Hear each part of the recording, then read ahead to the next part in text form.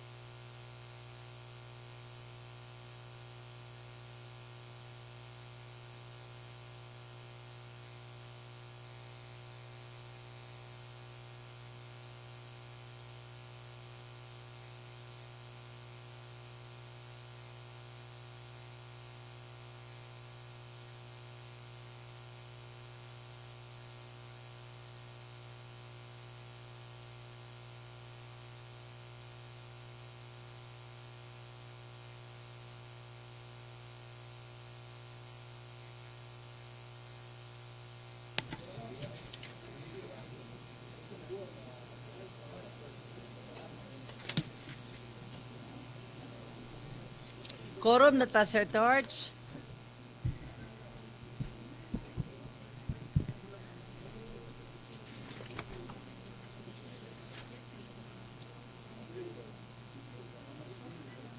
Quorum na.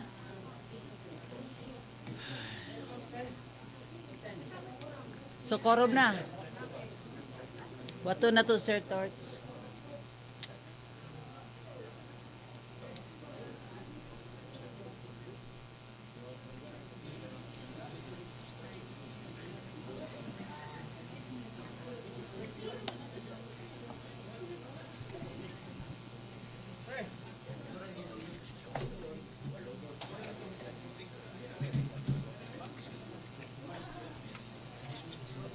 Nabulpin.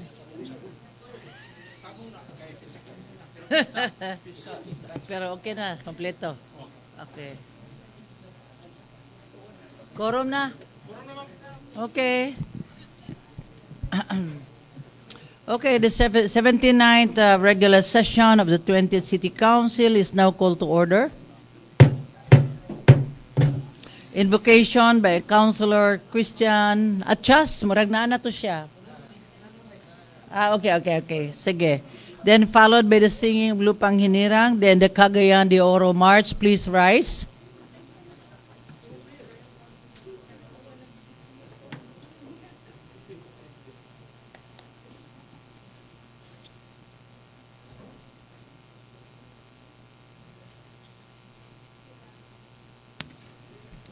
Let us pray. In the Father, the Son, the Holy Spirit. Amen. Heavenly Father, we would like to thank you for the opportunity you've given us. Bless us with your Holy Spirit that we will come up with great ideas for the glory and for the benefits of the people. Grant us with the knowledge and wisdom that we may be able to contribute things and ordinances that will protect life, liberty, and property for the people. Lord, grant that we may be able in argument, accurate in analysis, and strictly in study. Sit with us in our desk and listen with us for their respective colleagues, so that today we shall not in order to win and point and not lose by soul.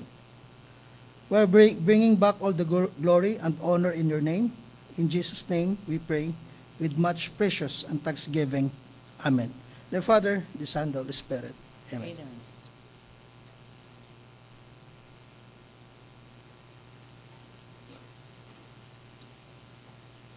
Mga kababayan, ang pambansang awit ng Pilipinas. Kayang magiliw, telas ng sinananan, alam ng puso, sa titik mo'y buhay.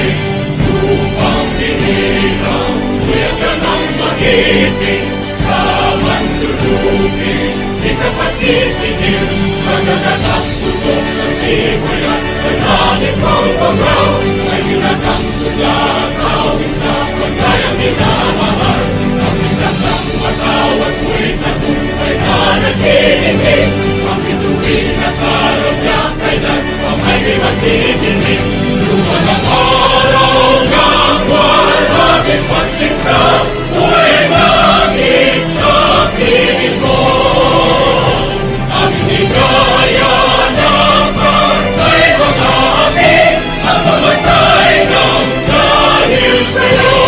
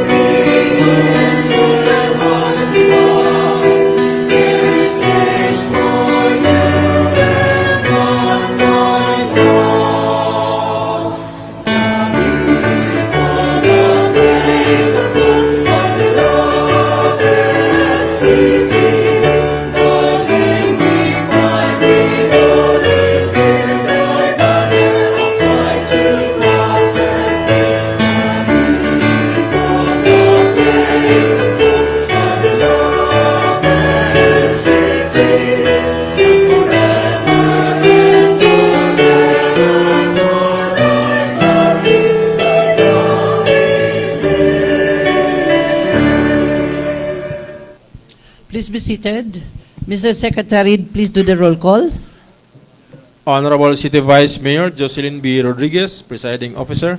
For the 1st District Councilors, Honorable Agapito Roberto G. Swan, Honorable Roger G. Abaday, Honorable J.R. Pascual, Honorable Amy Rose P. Moreno, Honorable Romeo B. Calizo, Honorable George S. Goking, Honorable Jose Pepe S. Abud Jr., Honorable Malvern A. Esparcia.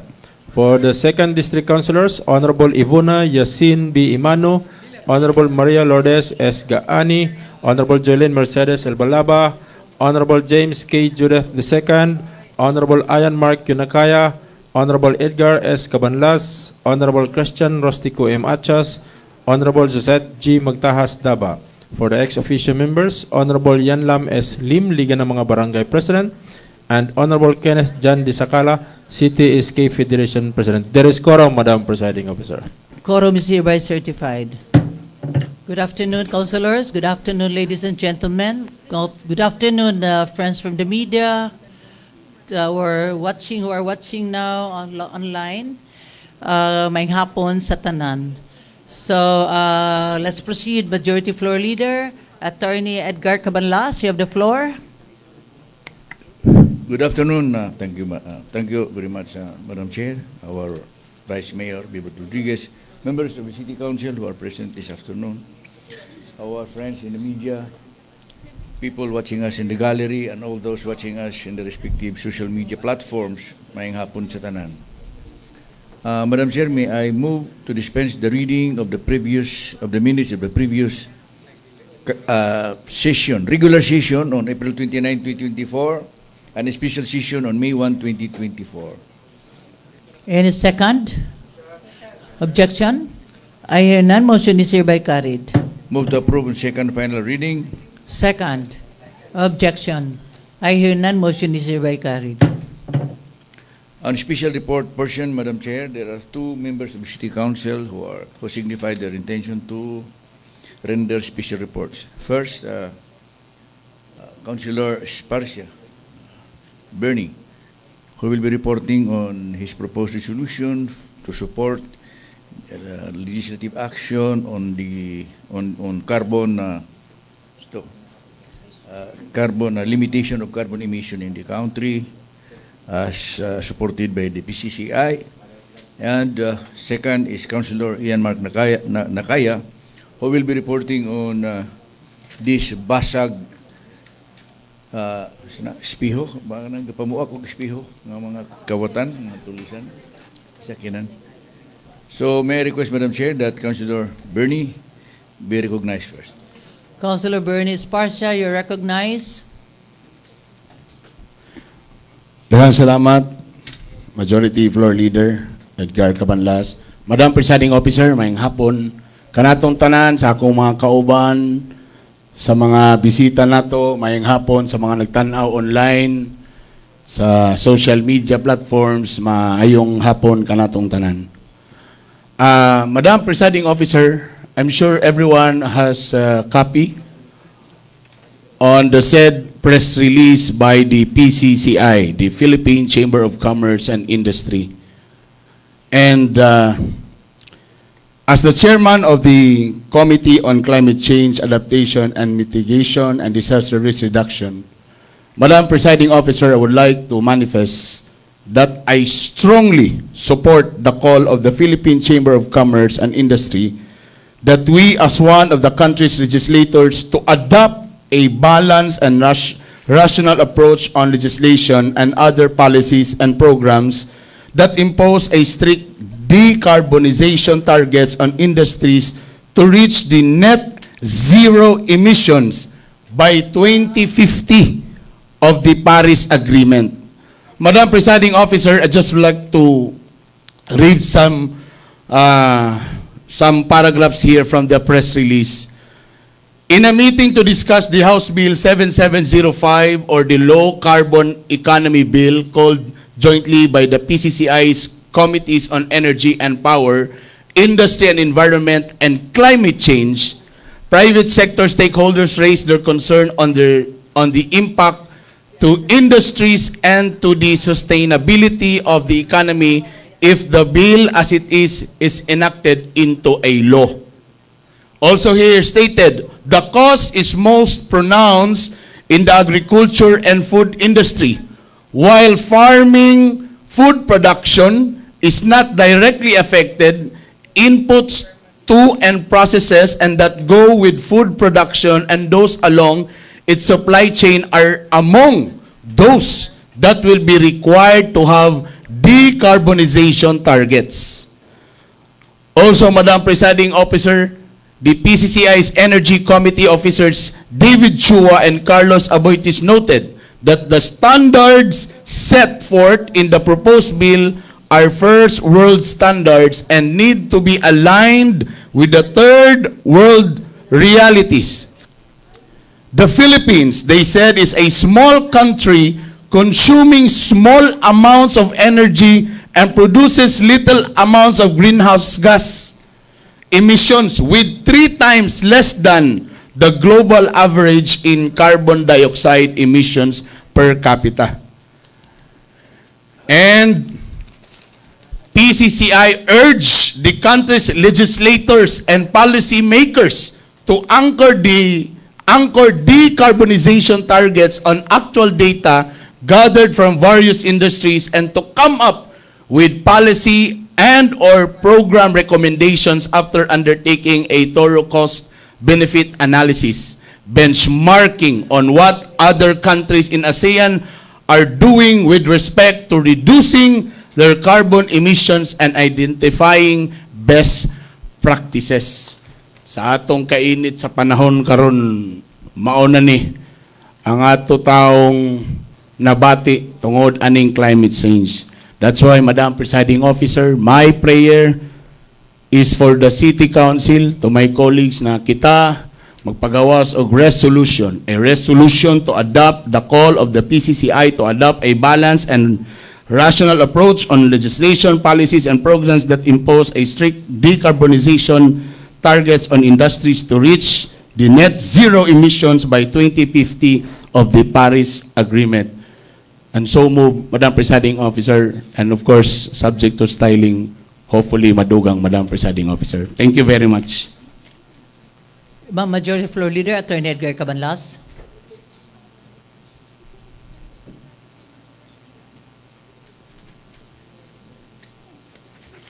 I like the special report of Councilor Bernie, but we have to analyze this the issue clearly so that the people will understand.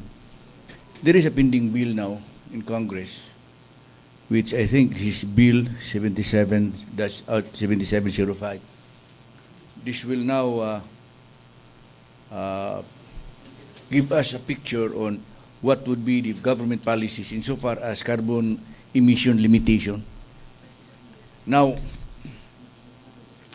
ang target is we should have a zero carbon emission by 2050. That is the target of the government in this 7705.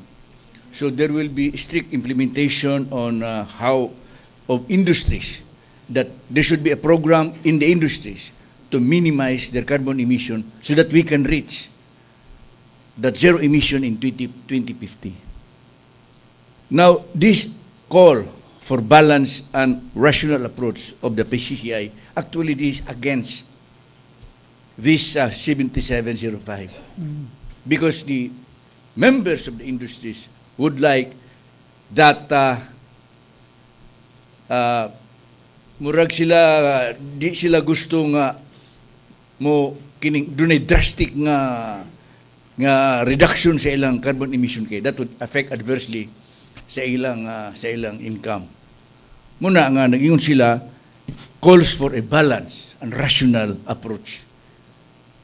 Now, so para nako, I will not yet adopt what's this called balanced and rational approach.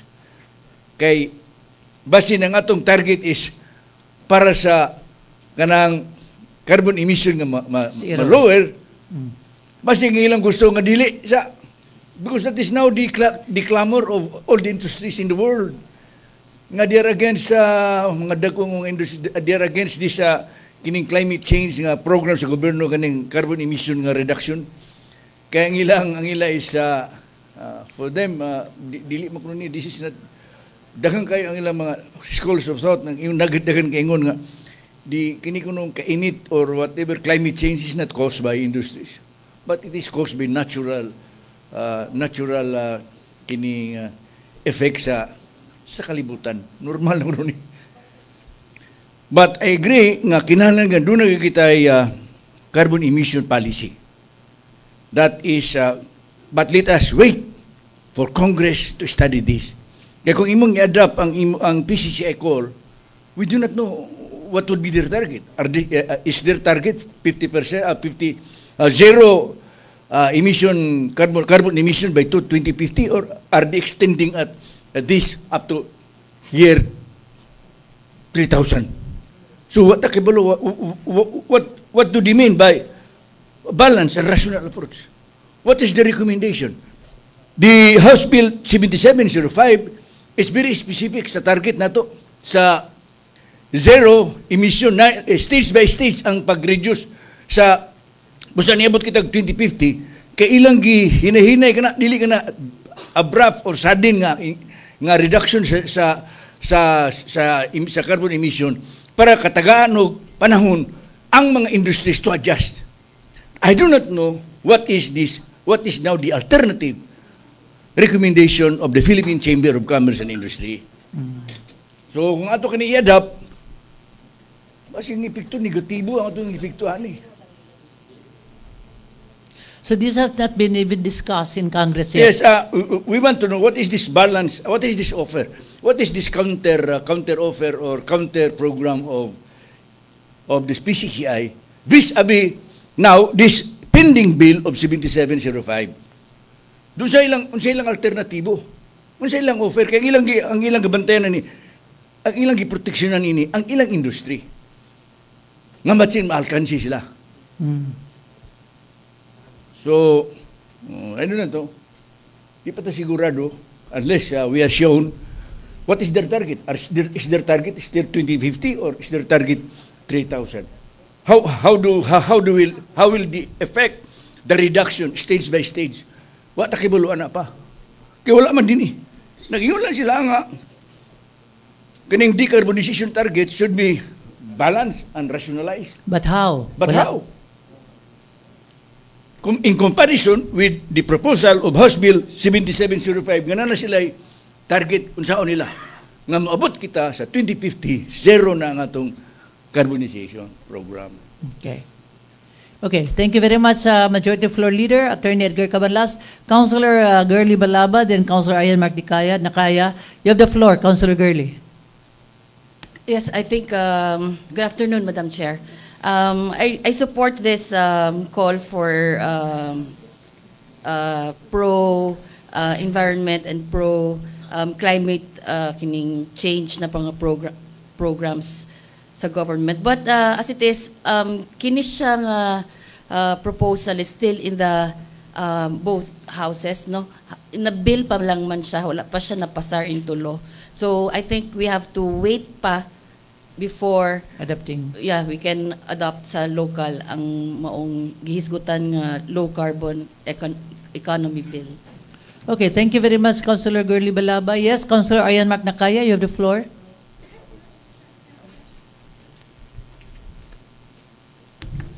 Thank you, Madam Presiding Officer. Good morning to all.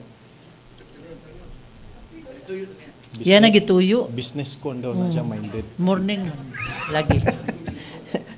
Anyway, good afternoon for our Majority Leader and to all. We are in receipt and of course ambushed by this press conference. But I'm very happy that Councilor Bernie has reported and raised the matter up before the plenary, Madam Presiding Officer. This has been the issue, and not only in the Philippines, but a global concern. And it has gone through decades of debates in the United Nations, in the international communities, including independently of the discussion, the national congresses and legislatures in various nations, Madam Presiding Officer, because it's a fact that if we will not protect Mother Earth, we will be, of course, in the losing end. And this has been a drag issue from then and now, Madam Presiding Officer. And even 2050 is very far. It's very far to collectively agree that by 2050 we should have a zero emission of carbon.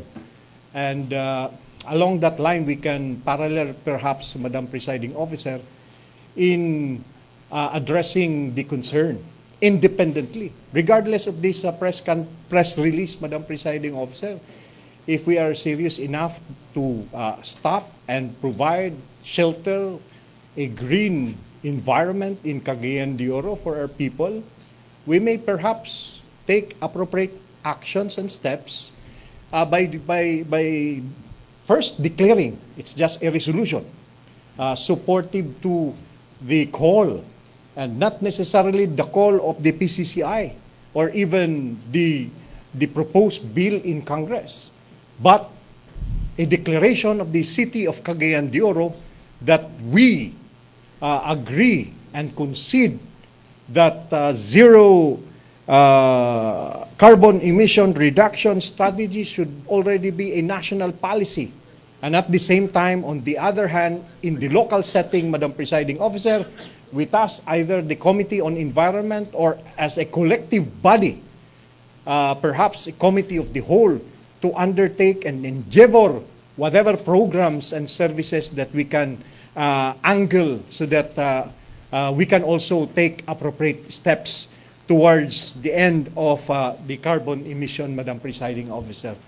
Little did we know that even small emissions can already harm plants, harm living things, harm people, and cause health issue, Madam Presiding Officer. And it has proven for the longest time that the problem of health, Madam Presiding Officer, has been caused by this emission of carbon and of course, luin taon ng sunod nga generation. So either just a statement, a collective statement from the Council, perhaps supporting Bill 7705, because we should understand that Congress as a legislature has more knowledge and has access to international agreements. And conceding to that view, Madam Presiding Officer, they have better understanding of what is the standing of the climate as well as the environment of our country in Asia and in the global community. But on the ground, we should identify certain measures that would also enhance our protection of the environment. Thank you. Thank you, Councilor Ayan Magnacayo. What happened to our Green Building Code, Councilor Ayan? You're not listening. What? Thank you. Pertaining to environment, what happened to our green? That is a concern because it has been what happened to that? in the legal We're talking office. about in the legal office. Can we follow Ms. it Carla? up, please? Yeah. Okay. Yes, Councilor Romeo Calizo, you have the floor. Thank you very much, Madam Chair. I tend to support the initiative of the good reporter, Councilor Sparcia, and this also serves as a rejoinder to the manifestation of Councilor Nakaya, because in our series of meetings at the Committee on Planning, this is one of the considerations that we have talked about, Madam Chair, because day after day, carbon emission is increasing. So our attempt of having a net zero carbon emission in 2050, if we react only if the effects are already there, might be too late for us to do the appropriate action, Madam Chair. That's why there are partners in our planning. Actually, there are members of the academy working with us through conduct of studies.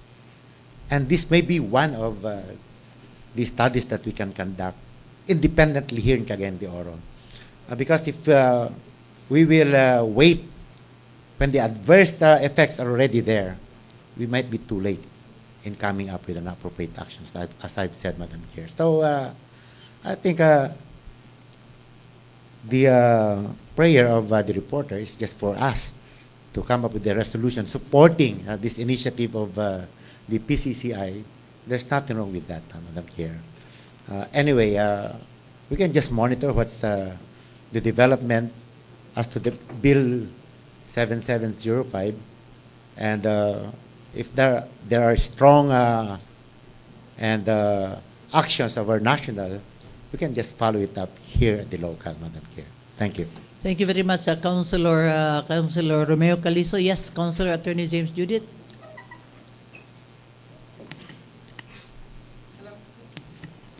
Salamat, Madam Chair. Una sa tanan, akong gisigundahan ang naingon na o pamahayag ni Council Ian Mark Nakaya o ni General Calizo kabahin niini sa resolution sa panawagan ni Council Bernie Esparcia kabahin sa resolution nga abot pasabot pagpahayag lang sa atong sentimento or baruganan kabahin sa kinayahan or palisiya sa atong gobyerno sa carbon emission base or tali na pod sa Paris Agreement. Ang ato lang is total kung naamang galing tayo resolution nga ipakanaog o ihatag, mubase raman pod tagyapon kadugayan ang sa ugma damlag sa unsa manggay nasudnon nga pamalaod nga ihatag sa atong Kongreso kabahin sa carbon emission policy sa atong gobyerno. So, tataw nato sa paghatag nato sa among resolution, wala nagpasabot nga dili na ta pwede nga kining naipit na lugar ta, binding na kanato kung unsa man galing ang kasabutan sa atong gobyerno or balaod, base na pod sa Paris Agreement. Pwede ra 50, pwede ra pod 30, pwede ra pod 20, pwede pod zero emission. Basta ang importante nga sakto si Council Ian Mark Nakaya nga dinhi sa ato pa lang nga level, ato nang gipasabot nga mao kini ang inisyatibo or baruganan pod sa atong dakbayan kabahin sa kinaiyahan or carbon emission policy sa atong gobyerno. Daghang salamat. Okay, thank you very much. Councilor Bernie Esparcia, you have the floor. Thank you, Madam Presiding Officer. Salamat sa akong mga colleagues nga nagpagawas po sa ilang manifestation.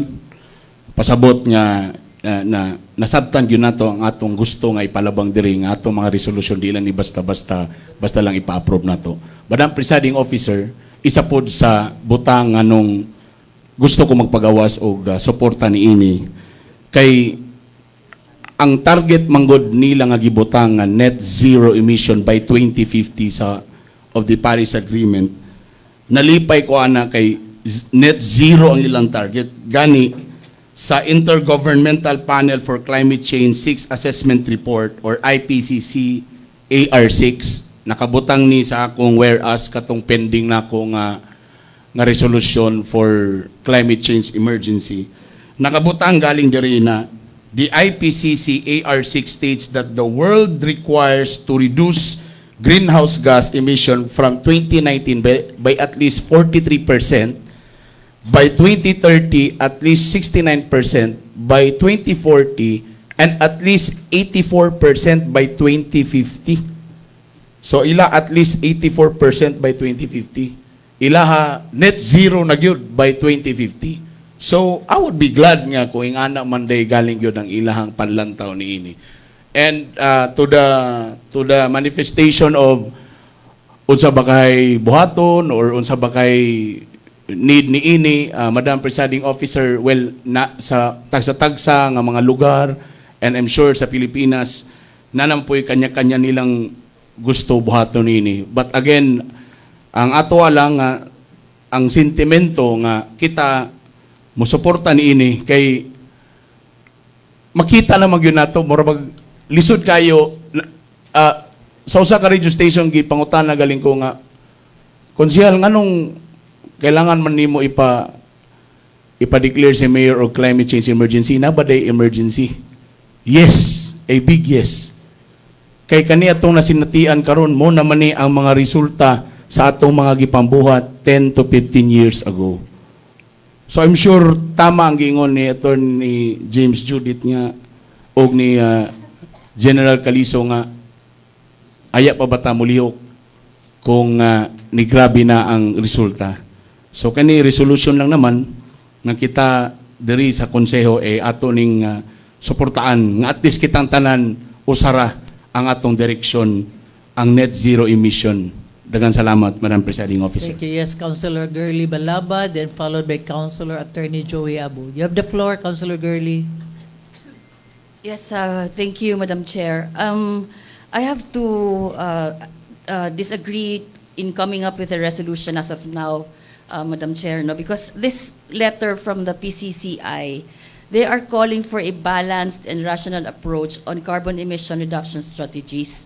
Kay sila ang mga PCCI, the members of the Philippine Chamber of Commerce and Industries, sila man good ang target ani sa maong carbon emission reduction strategies. Ilahang mga facilities, ilahang negosyo. So, naa sila yung mga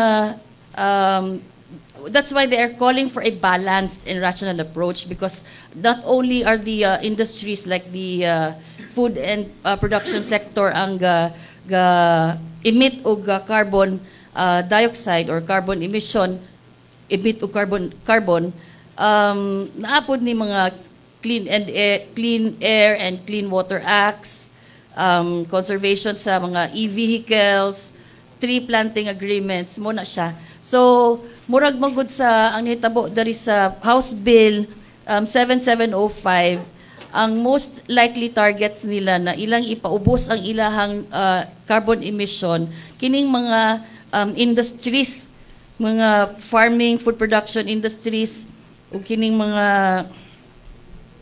sa bani nga isa napadali. So mo ni sila na they are calling for a balanced and rational approach on the carbon emission reduction strategy. So sa ako maybe we should wait for the this bill, no, ilang magining sukion sa both houses, sa lower and the sa Senate, haya nato ni siya ma-adapt kung kinahanglan. Although there's really a need, no, for any programs or strategies na reduce the atong effect of climate change. Okay, thank you very much, Councilor Girly Balaba. Yes, Councilor Attorney Joey Abu, you have the floor. Thank you, Madam Presiding Officer. As we have heard the manifestations of our colleagues, and as what I have understand sa press release sa PCCI, and that of the prayer of the good reporter, ang kalibog siguro perhaps, Madam Presiding Officer, is unsa man ang ato ang resolution supporting. Would it be the resolution to support the calling of the PCCI, or the resolution supporting House Bill 7705? Because if we read again, to re-echo the comment of Councilor Balaba, the PCCI made this press release because sa akong pagsabot, naa sila concern if this House Bill 7705 would be passed. And as to what is contained under House Bill 7705, we do not have an idea. But, of course, there is no argument that we need to have measures, measures and strategies as to how to maintain or lower the carbon emission in our environment. But as of now, if we do pass a resolution, perhaps not for the calling of the support as to the House Bill and that of the PCCI, but just make a declaration that we support any move, perhaps of the government, national government, to make strategies and plans to lower carbon emission. General statement lang, because if we support the press release of the PCCI, supak man sila, na sila'y concern sa House Bill. But kung atong suportahan po ang House Bill 7705, pumunta kabulong si sulod po ana. But nevertheless, it is no argument, there is no argument that we need to support any strategies or measures or plans for the reduction of carbon emission in the environment. Thank you, Madam Presiding Officer. Thank you very much, Councilor Attorney Joey Abo. So what's the pleasure of the House? So are we in a hurry or just wait for the right timing? Yes, Councilor Majority Floor Leader, Attorney Edgar Cabanlas, you have the floor. Thank you very much. Saya plan kalibog to sa interpretation sa PCI, CCI. Actually, again sila ni kining 57705. Because in fact, in their statement, this will affect agriculture and sila. So let us give it back to the committee for further study and analysis. Further discussion. Okay. Sige. Okay? So move Are we to okay? Refer back to the Committee on Climate Change. So anyway, thank you very much. The next speaker will be Councilor Ian Mark Nakaya. You have the floor. Thank you, Madam Presiding Officer. And this is a joint special report with Councilor General Romeo Calizo. He will be joining me on this discussion, Madam Presiding Officer. I have in receipt, Madam Presiding Officer, another a challenge and another message coming from a brother in the Knights of Columbus. And unfortunately, it's an event that has shaken the family because it resulted to something like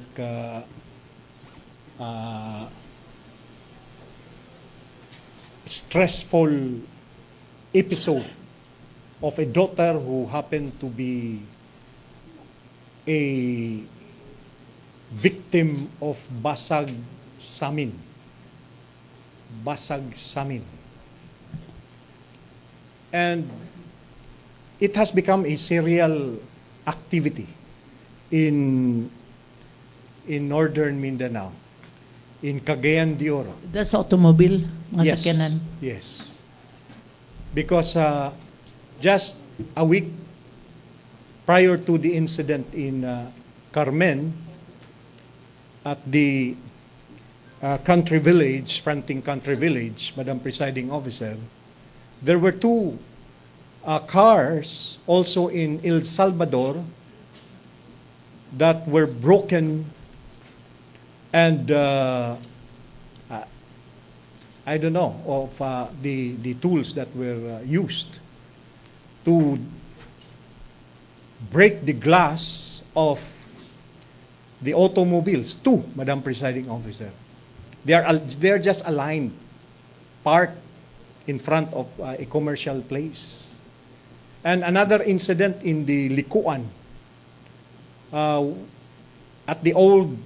in front of the old Estrella Townhouse. I do not know the new name of the establishment. Three automobiles, because incidentally, Eagles members have assembled in the place, and of course they parked their automobiles outside the establishment, and the three automobiles were, of course, giunsa na pod pag-abri, basta gibuak ang samin. And just few days after, in front of Country Village Hotel, Madam Presiding Officer, on April 27, at around 6 in the evening and 9 in the evening, this fellow, a lady driver, parked outside the hotel because she has a schedule of playing the pickleball in the area. Ugwa nakapark sa sulod sa hotel compound dito sa Daplin sa Dalan. Incidentally, together with other members of the council, we talked with the barangay captain of of Carmen, the former Vice Mayor, Kikang Uy, and he mentioned that the family approached his office and graciously provided the CCTV footages. Ang pamaagi day nila, Madam Presiding Officer, is tanawon sa flashlight kung unsay naa sa content sa sulod sa sakyanan. Og na-identify ang iya kay murag nay nakita nga bag didto og ang iyang sakyanan ang gibuak nga samin. Og nakuha laptop, wallet, cash, IDs, and of course the data in the laptop, Madam Presiding Officer. Why did I say that na-disturb ang pamilya kay gipost niya para lugar ang publiko mahibalo nga nanay series of incidents relative to this type of burglary. And ang nahitabo is nami gabash inoon nga no gibutang nimo nga nakuha na taon, na luoy taon. So, pagpahibalo, ang atong tuyo, Madam Presiding Officer, is to inform the public. It's our duty as officials that we inform the public of certain illegal activity conducted in our community. And of course, two, it's for the enforcement agencies to enforce the law and apprehend. Nakita man sa CCTV sa Barangay Carmen. O naklaro ang dagway, maningkamot nga ilang madakop og ma-apprehend gyud ang kaning mga perpetrators. And of course, in the future of Cagayan de Oro, we should establish the right strategies, Madam Presiding Officer, as regards our endeavor to sustain peace in the city of Cagayan de Oro. That this kind of activity would not happen. We've been discussing the CCTV. In fact, as suggested also by the former Vice Mayor, Barangay Captain Kikang Uy, that the management and operation of CCTV should be in the ground where the punong barangays, the kagawads, and the peacekeepers in the communities will have on hand where the live actions are happening, Madam Presiding Officer. In fact, because of the CCTV in Barangay Carmen, all reports pertaining to some illegal activities have been caught on camera. And an average of 3 activities which are not supposed to happen, but they are caught on camera. And because of that, the high solution rate in Barangay Carmen has, of course, progressed. And they have apprehended this type of irregular activities, Madam Presiding Officer. It's a challenge. It's a challenge to sustain a program which is very critical in building a city that has a potential of a metro CDO. But we should not set aside the peacekeeping, Madam Presiding Officer, because it will hold us back. And that is why one function is, of course, to have a preventive measure. And perhaps Councilor General Romeo Calizo can continue from where I started, Madam Presiding Officer. Okay, thank you very much, Councilor Arian Magtakaya. Yes, Councilor Romeo Calizo, you have the floor. Thank you very much again, Madam Presiding Officer. And indeed, it's always easy for crime solution, crime deterrence, and even enforcement of the law with the help of the CCTV. In Cagayan de Oro, Madam Chair, there are barangays where crime solutions are either solved easily or they may be deterred. The happenings will be deterred because of the CCTV. One example is Barangay Carmen. Another is Barangay Nazareth. It's easy to enforce there because of the CCTVs. Barangay 29. Modesty aside, Barangay Patag. why? It's not really that all the areas of a certain barangay are covered, but the coverage of the CCTV are in priority. During our 19th council, Madam Chair, it is the strong recommendation of my committee then, the Committee on Public Order and Safety, recommending for, in priority, the installation of CCTVs in support to law enforcement. But of course, we were overtaken by the COVID. Well, it went, well, nawala na sa atong memory, and until now that these events are happening, adverse events to our city, Madam Chair. That's why I really support. That's why I have talked with Councilor Nakaya. Together, we can, as part of our city planning, the installation of CCTV is very, very much recommended, because we are in dire need of supporting our law enforcement, Madam Chair. Even on the enforcement of traffic laws. Even our police investigators who are providing police report on incidents, even traffic accidents, they have a hard time because many of the areas where these incidents happen, especially accidents, are not covered by CCTV. You know, that is the technological testimony is the best testimony. Kaya kasagara gyud basta na magbangga, what you call this, ang mga nagbanggaan, they blame each other. So it's only the CCTV that can give a very, very good, or even probably the best testimony, Madam Chair. So we are in a we are coming up with a strong recommendation. I don't know what will be the proper action of the council, so that this will be put the priority, Madam Chair. Thank you very much. Okay, thank you very much, Councilor Romeo Calizo. Any more? Yeah, I hope you will strongly recommend CCTVs, especially in barangays. Yeah. Anyway, thank you very much. You have the floor, majority floor. Yes, Councilor Ayan Mark Nakaya. On our prayer, Madam Presiding Officer, we ask that it be referred to the Committee on the Police, Fire, and Public Safety to draft a measure that would enhance perhaps the safety of Cagayan de Oro. Thank you. These are the same people who do the the bashing. You think Ang so? sa Carmen nakuha ang coverage. Yeah. Katog yung pagsugod ikan sa pagtanaw sa mga sakyanan. Pero wala sila information nga na-relay sa ako kung didto sa Estrella Townhouse Gawas o didto sa El Salvador na by CCTV nga nag-cover. Okay.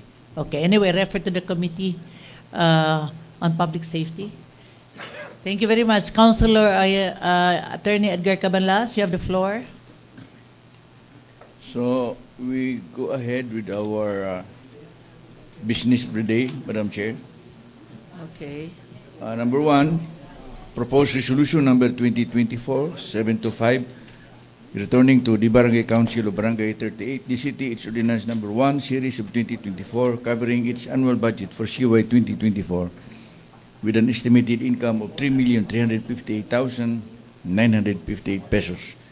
With information that said ordinance is operative in its entirety. May I request Councilor Alam Lim to be recognized? Councilor Alam Lim, you are recognized.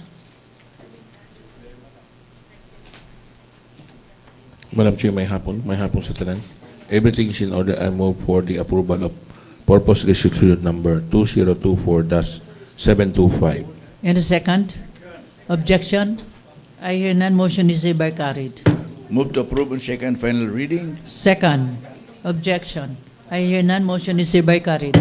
Number 2, proposed resolution number 2024-726, interposing no objection to the application of Petro de Oro Corporation for miscellaneous lease agreement with the Department of Environment and Natural Resources, Region 10, DNR 10, covering a portion of foreshore land fronting its property located in Barangay Tablon de City for the construction of its proposed marine facility as part of its petroleum terminal project, subject to the compliance of existing laws, rules and regulations pertinent thereto. Move for its approval, Madam Chair. Any second? Objection? Okay. Any question? Councilor Minority Floor Leader, Councilor Ayan Chas. Thank you, Madam Chair.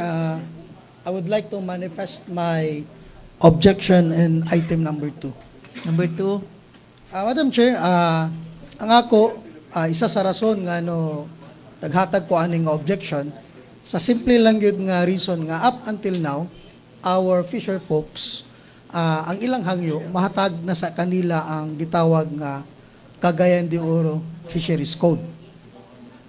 Sige tag-approve sa dagat, pero gaka-deprive nato ang atong mga fisher folks sa ilang rights nga mahatagan o garantiya, maproteksyonan ang ilang interest as a fisherman.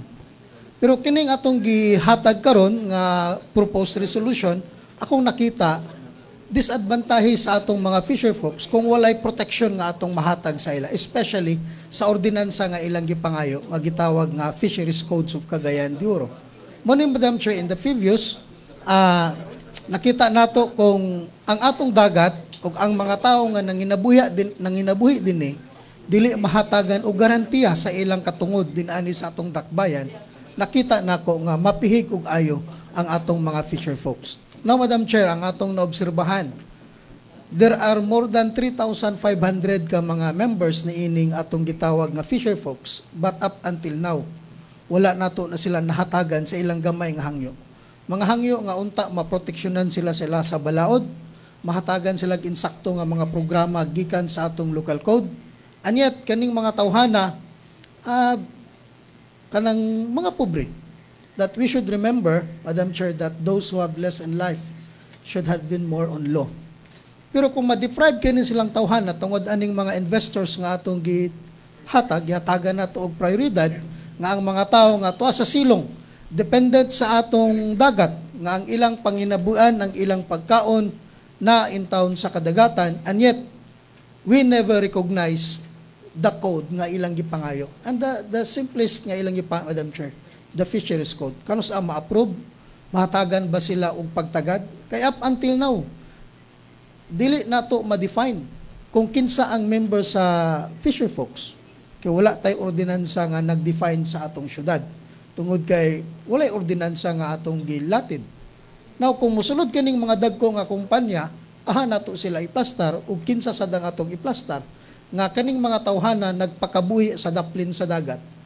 Nga atong tan-awon mostly sa atong panagat nato dinis sa atong dakbayan, mostly ang atong mga fisher folks, 80% to 90%, I think almost 100%. Dependent sila sa atong dagat, Madam Chair. Now, kung di nato sila dunggon, di nato sila paminawon, di nato ihatag ang ilang gipangayo nga katungod, nga proteksyonan sa atong ordinansa, Madam Chair, I would like to reserve my objection on this matter. Thank you, may hapon sa. Okay, thank you very much, Councilor Ayana Chas. Yes, Majority Floor Leader, Councilor Attorney Edgar Cabanlas. Kini sila tanan usar man kuno ni ka tubo ra man ni gibutan nito, and then this will not affect the fishermen there because na may viaduct na gi-construct sa DPWH, itungtong rin siya. So ang mga fishermen makaagi sila tanan, walay madisturbo sa ila. Dugay na pud ni sila diha, Madam Chair, nag-operate. Ngayat na sila karon og permit gikan sa DNR, mo ning gipangayo sa DNR. So if there being an objection, we divide the house. Yeah, this Mr. Man. Okay. Councilor, Attorney James Judith. Sa Madam Chair, para ni sa teknikalidad lang, kaya nakita nako mabase sa sulat ni Regional Director Zinaida Tan ngadto kang Miss Mindarada, company head sa Petro de Oro Corporation, nagsulti man dining na ay dinila kanilang tugutan lang sa pagbasa ani. Please note, however, that the alignment of the proposed viaduct was transferred 42 meters farther from the seaside, see Figure 3, just outside the property line of the Gotong Port. Thus, your causeway pipe trestle, katong tubo, could be lengthened and your proposed location of the mooring dolphin may have to be transferred. So, gibase na ako nga November 6, 2023 ang mga sulat, dito dayon karon na lang dahil nga tuig ang ilang undertaking, wala man na incorporate silang affidavit nga naa na nilang pag-undertake sa kanilang nga kaning importante ang pinaka sa ilang sketch sa ilang structure, Madam Chair. Mo lang ang ako ba nga appeal na ba ni ilan na bang na-incorporate ang sugyot ni DENR ni DPWH nga dapat ipataas nila ang ilang pipe, ang trestle o ang causeway. Mo lang. These technical requirements will be the requirements of the DNR.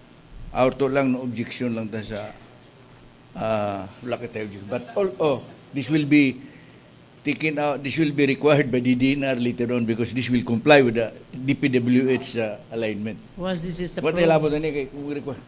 Sila may mo hatag sa permit mong god. Okay, so let's divide the house. Okay, Councilor Romeo Calizo, you have the floor. I think the best people who are aware of this situation is the barangay. And I don't know if there's certification coming from the barangay. My certification, Madam Chair.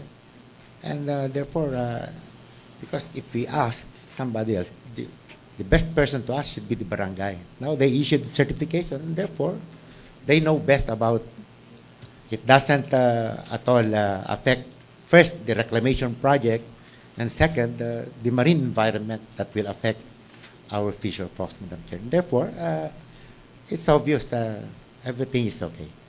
Okay, thank you very much, Councilor Romeo Calizos. Yes, let's divide the house now. Those who are in favor of resolution number 2024-726, please raise your right hand. Please count, Mr. Secretary.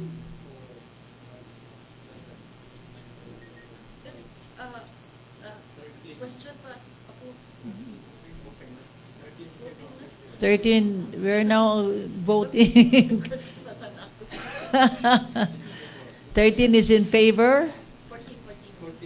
14 in favor. And how many are not in favor? Please raise your right hand. One. One abstention. Two abstentions. One objection, two abstention, and 14 in favor. Okay. Majority Floor Leader? Yeah. Okay. Motion is hereby approved. Move to approve and second final reading, the same number. The same number. Yeah. Any second? So we have the same number, Mr. Secretary. So motion is hereby carried. Number 3, proposed resolution number 2024-727, accrediting the Citizen Crime Watch Cagayan de Oro City chapter for purposes of its membership in the local special bodies pursuant to DILG Circular number 2022-0A3 and Article 464 of Rule 13 of the Rules and Regulation implementing the 1991 Local Government Code for funding its project from the city or other sources as required in their COA circular pertinent thereto, and for its membership in the Committee on People's Organization of the City Development Council pursuant to Ordinance Number 14334/2022. May I request Councilor Ian Mark Nakaya be recognized. Councilor Ian Mark Nakaya, you recognize? Move for its approval, Madam Presiding Officer. Any second? Objection? I hear none. Motion is hereby carried. Move to approve on second final reading. Second. Objection? I hear none. Motion is hereby carried. Number 4, proposed resolution number 2024-728, interposing no objection to the request of the Department of Information and Communication Technology, Region 10, DICT 10, represented by its Regional Director, City Ralima Alawi, V. Alawi, MTM CSS GB, to allow its fiber optic cable to traverse along GR Bora Bridge, the city, as part of the implementation of the Cagayan de Oro Government Network, CDO GovNet project, subject to the compliance of existing laws, rules, and regulations pertinent thereto. May I request Councilor Roger Abaday be recognized. Councilor Roger Abada, you recognize? Thank you very much, Majority Floor. I move that the proposed resolution number 2024-728 be approved. Any second?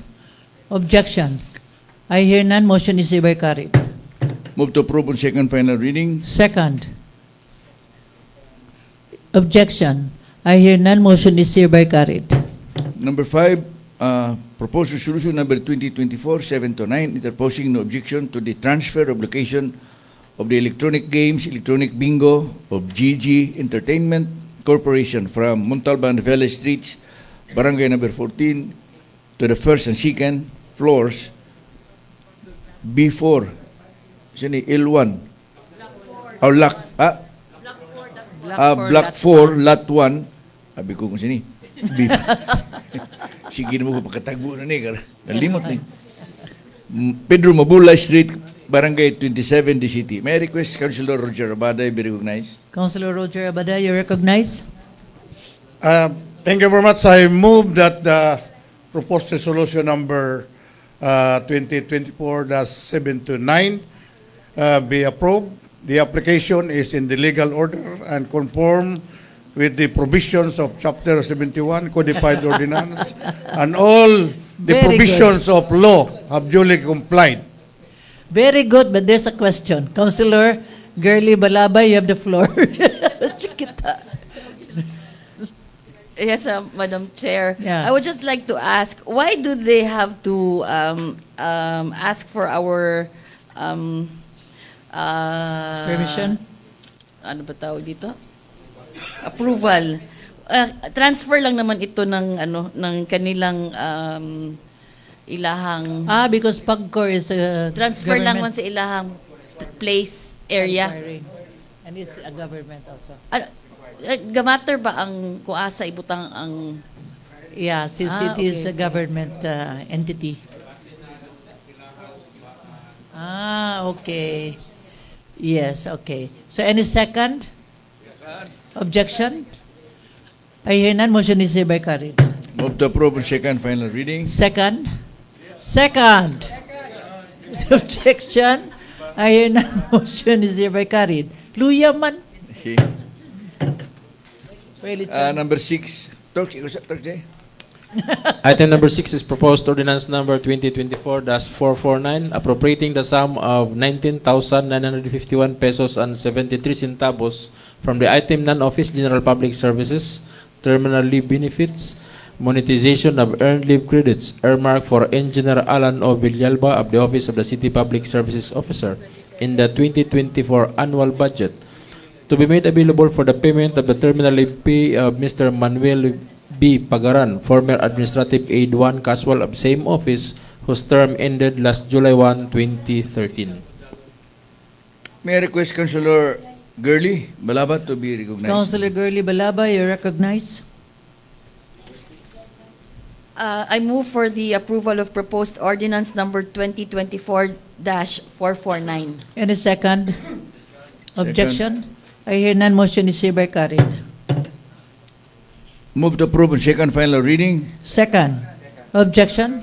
I hear none. Motion is hereby carried. Number 7, proposed ordinance number 2024-450, appropriating the sum of 86,306 pesos and 13 centavos from the item personal services, salaries and wages, savings under item number 3, medical officer 3 of the Cagayan de Oro City Hospital, Tablon, G. Arbora General Hospital, for the period January 1 to February 11, 2024, the 2024 annual budget to be made available for the payment of the unpaid claim for salaries and wages and other benefits for the period December 1 to 31, 2023 of Dr. Nina Daffodil.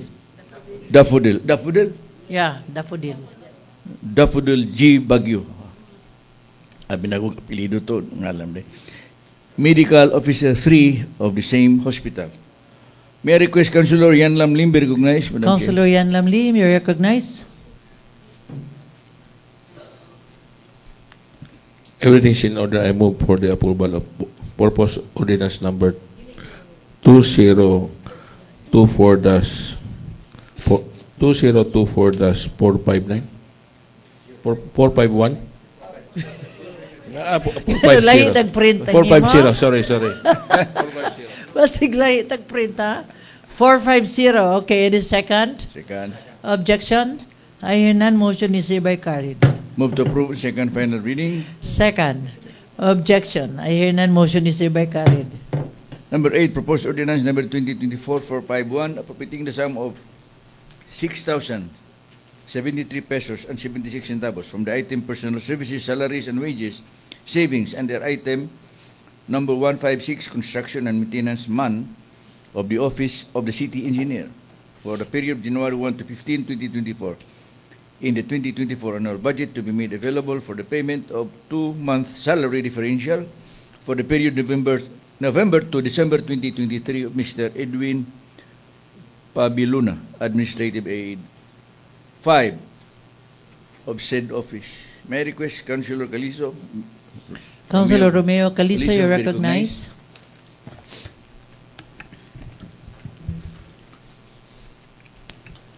Thank you, Madam Presiding Officer.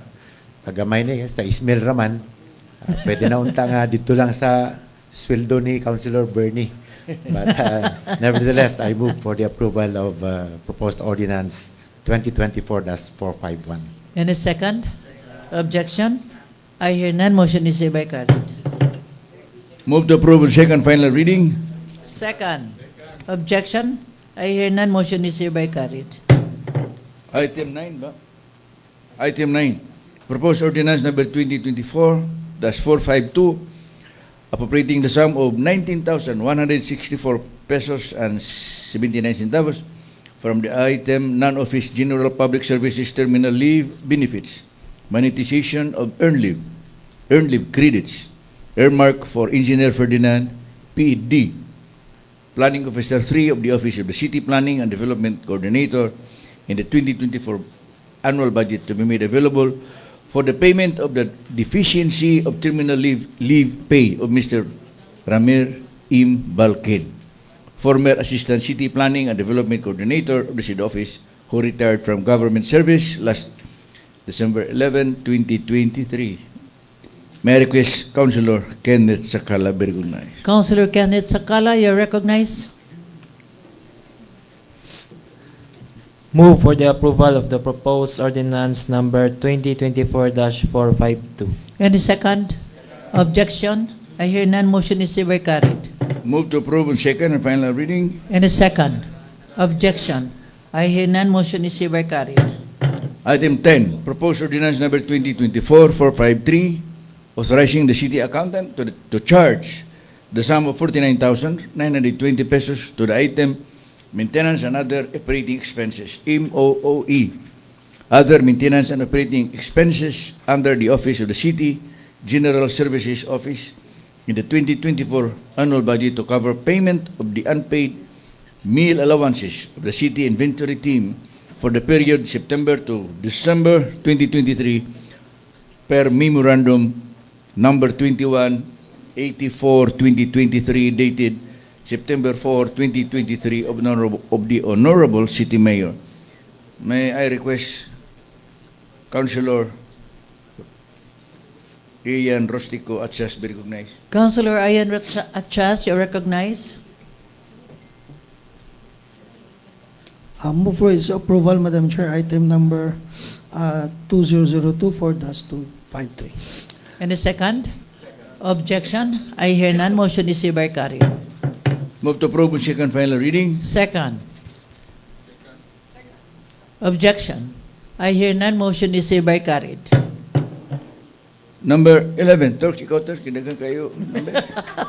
Item 11, proposed ordinance number 2024-454, approving the alteration of plan of a portion of Consolacion Village subdivision project located in Barangay Consolacion, the city, particularly Block 4, lots 30 to 39, Block 5, lots 25 to 27, Block 6, lots 1 to 20, Block 11, open space old Block 8, road lots 5 and 7, open space new Block 4, lots 1, 3, 5, and 7, with a total affected area of 25,631 square meters by consolidating the said 40 lots into 2 lots for commercial project purposes, as applied for by the City Corporation represented by Mr.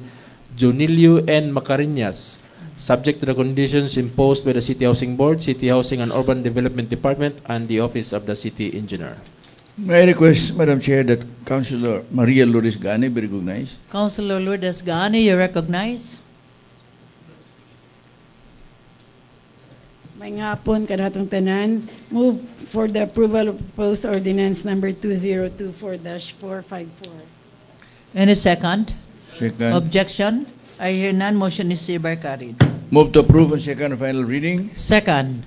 Objection? I hear none. Motion is hereby carried. Item 12, proposed ordinance number 2024-455, providing for the road safety in the city of Cagayan de Oro, imposing penalties to offenders and appropriating funds therefore and for other purposes.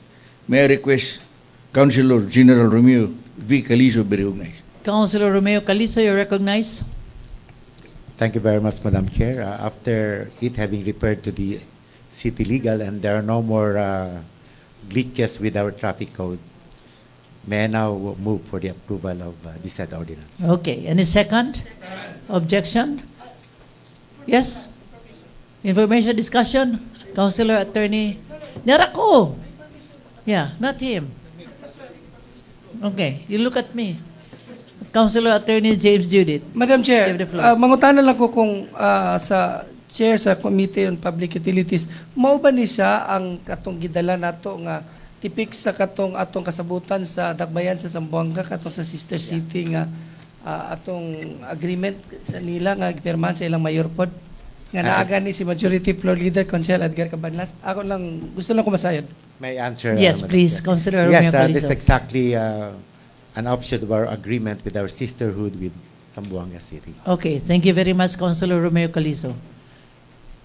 Yes, let's proceed. Duly seconded. Oh, second. Any second? Objection? I hear none. Motion is hereby carried. Move to approve on second final reading. Any second? Objection? I hear none. Motion is hereby carried. So for inclusion, Madam Chair, may I request that item 13 be included in our agenda today? Okay. Any second for inclusion? Second. Objection? I hear none. Motion is hereby carried. Ako rin nag-move, ako nag-second. Number 13, proposed ordinance number... ako rin nag-second. That's why nga. So, item 13, Madam Chair, proposed ordinance number 2024-456, approving the application of Mr. Victor P. Cabiltes for a permit to conduct a 3-win hack fight at the Indahag Square Garden, Barangay Indahag City, on May 15, 2024, on the occasion of the celebration of the Feast of San Isidro Labrador. This was requested by Councilor Abaday because 15 is very near. So, magpreparar pa na ang mga manok. Napaikuan na naso.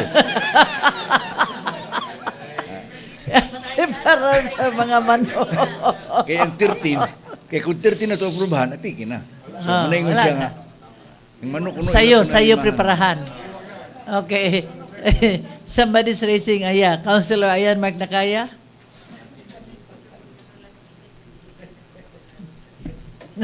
Namiesta man ko katong Bernis, di na ito mao? Di pa siya tumao. Lahi ito nga sityo. Santa Cruz. Lahi ni? Okay. Basig dito ka nakapamista sa lahi nga sityo.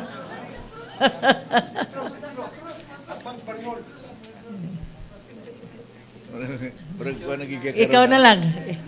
So, no objection, Madam Chair. Si Attorney Councilor, Attorney Joey Abo? No objection. Did they comply? Everything? Attachment here? Yes. Okay. Everything yes. is okay. Councilor Romeo Calizo?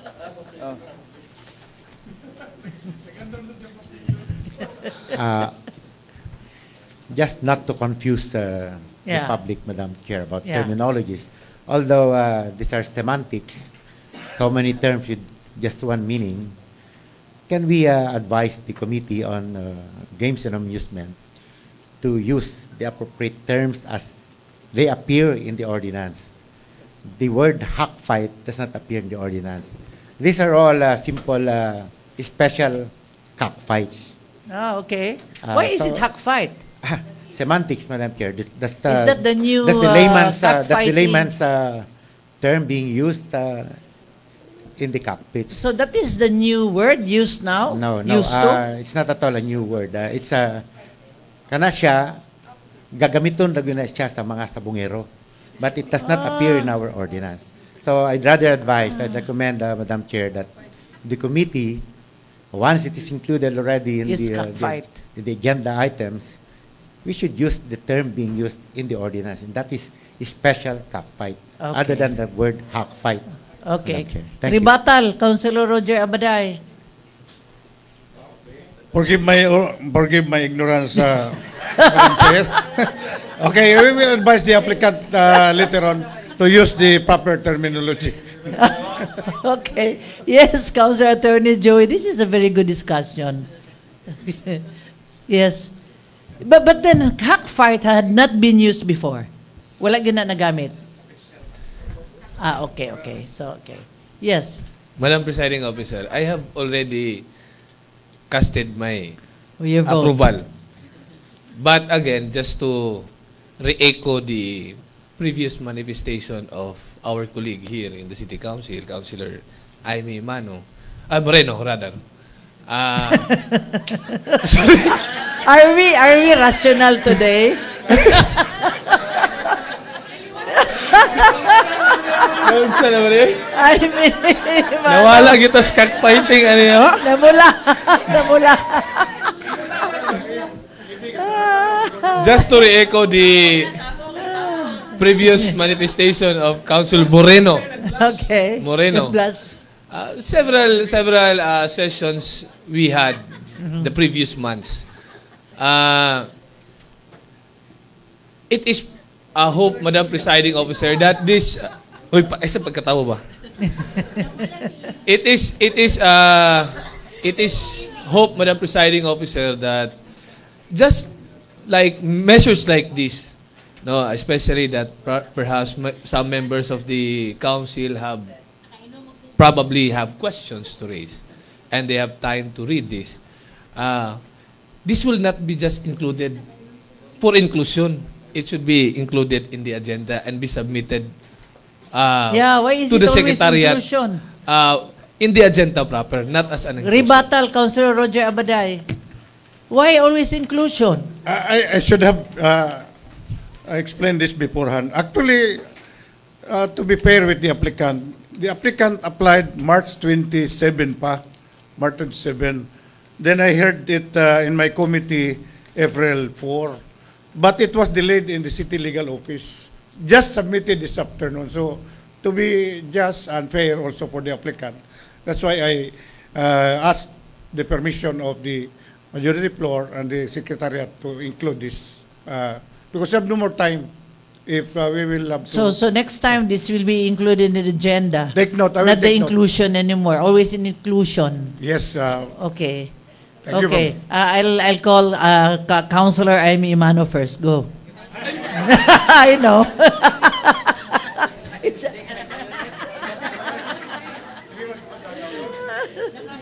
Thank you, Madam Chair. Mayong hapon. Councilor Aimee Moreno, Madam Chair. Yes, please. Just to be clear, actually, Madam Chair, I share the same sentiments with Councilor Attorney Joey Abuno. As mentioned by Councilor Abaday, I had noticed that the application was March 27. 27. And the clearance to operate was dated April 12. However, the City Legal had sent their recommendation May 3. And I believe this is the fourth attempt to add in our inclusions a proposed ordinance on cockfighting, Madam Chair. Ako, as long as documents are well provided, Madam Chair, wala ko'y problema. But I hope this is just an appeal for our city legal and Councilor Roger Abaday na to make sure that it goes through proper channeling, Madam Chair. Thank you. Okay, thank you very much. Councilor Ayan Mark Nakaya, you have the floor. Murag daghan ka nagpataas na kamot. Come on. Thank you, More. Madam Presiding Officer. Since this has been an issue that is always dragging the members of the council to participate in the deliberation, and what arose is the city legal office, I suggest that as a council, Madam Presiding Officer, we should have our own legal section. Yeah, I was thinking of that. I'm planning for that. Yeah. We can, of course, tap the city legal office to address certain concerns because they are the city attorney. They are the city attorney. But we can always have legal minds in our own. Yes, and we'll do that. Not be dependent in the executive. That is where our papers are already, Yes. The localization of the Green Building Code has been dragged for Correct. several years I have already. several ordinances. It's there. And there have been, of course, So as you're all manifested. amenable to that? We'll have Let's, our own legal... create, Madam Presiding Officer. Okay, we'll do that. Okay, thank you very much. That's a very good idea. I've been thinking of that for so long, okay? Yes, Councilor, are you going to have a rebuttal, Councilor Roger? Yes, Madam Chair and my colleagues. That's why I am also concerned because medyo bitin ang opinion ang recommendation sa City Legal kay in the last nila, kita rin po mag-decide. We will be the one that put in the discretion of the State Council. So the chairman of the Laws and Rules is a lawyer, brilliant and well-known lawyer. So we will just course through. We will not course through anymore. Just a senior lawyer, the Campanero. Okay, next time I will refer it anymore to direct to No, the we will Laws and form our Rules. own legal team. We will do that. Okay? Additional work for the chairman. Yeah, thank you very much. Yes, Councilor Bernice Parcia. Madam Presiding Officer, yes, a strong support on that suggestion, Madam Presiding Officer. Most of the time, what happens to our committee hearings, sometimes magpadala og legal. Pag ando pag yun, mayon pag siya nga, I'm so sorry, Mr. Chairman, karon pa ni gihatag sa kuha, ako sa ni ibalik sa legal. So, Correct. diata magproblema. So, I think, and I'm sure, or I believe nga mo na dapat ang buhaton nato sa ato diri sa legislative, we have our own also legal team nga para at least naman lang gamay na lang ang itweak at least diri sa to ang level good as approved na. But in fairness also to the city legal, maybe manggod kay gadampog na po ng ilahang mo galing ang mga legality. So might as well dapat ang legislative natay own na to nga legal diri, Okay. Madam How do we Presiding do Officer. that? How do we do that? Sir Torch? Yes, Majority Floor Leader. Can you give me an idea? The official legal officer is the city legal office of the entire we know, but then we machinery can of, also the city government. Majority Floor Leader, probably we can also have lawyers that will study and then go to the legal, so they don't have to go through every Maybe we can How do suggest that? to the city legal office to have a separate legislative legal officer there. Nga naka-focus lang para sa ato. Okay. Dili lang So, tanan nila reglahon. So we will write them. Still working with the city legal, part of the city legal team, but concentrating on legislative matters.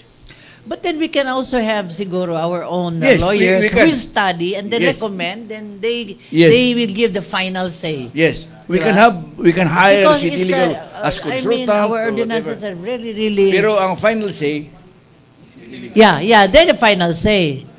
Okay. next time na, ato siya na i-research. Sige, we'll study on that. Sige. So, Okay. ato siya na estudyuhan. Yes, siya na yes, tayo. okay. Murag, masuko niya sila ito. So, approve? Approve ba? Approve na ba ito? Hack fighting? O, wala ba? Wala pa? So no more, ha? In a second. Objection! Objection! Wala. Wala. Anyway, motion is hereby carried. Nanitindog pa mas Councilor Ayan.